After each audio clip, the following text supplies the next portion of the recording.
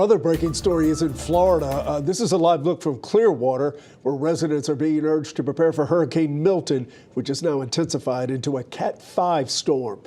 Take a look at this. You really get a sense of how big this hurricane is. These are images of Milton taken from the International Space Station earlier today. And we just spoke with officials at the nonprofit group Texans on Mission. And right now, they're evaluating where to move next to best help with disaster relief.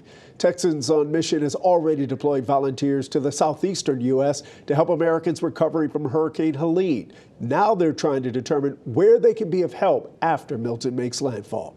Chief Meteorologist Pete Delkus has been tracking this system for days now, and he has an update on the storm. Yeah, Chris, 180-mile-an-hour winds. At this point, it's one of the strongest hurricanes ever recorded in the Gulf of Mexico, with winds of 180. And you can see where it is right now, just off the Yucatan Peninsula. Well-defined eye. Already a lot of moisture streaming toward the state of Florida, and widespread showers and storms right now across Florida.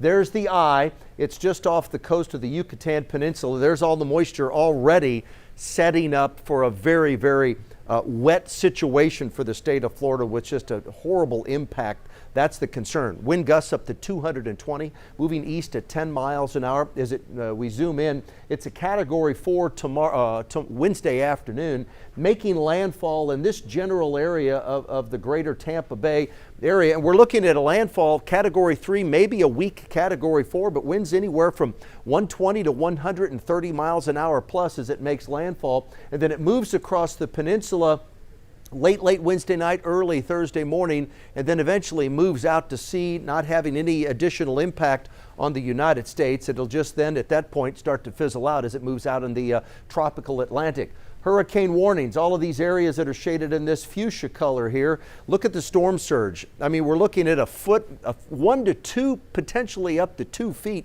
with a storm surge, and rainfall totals will range anywhere from 6 to 12, with some locations picking up 1 foot or 1.5 foot of rain.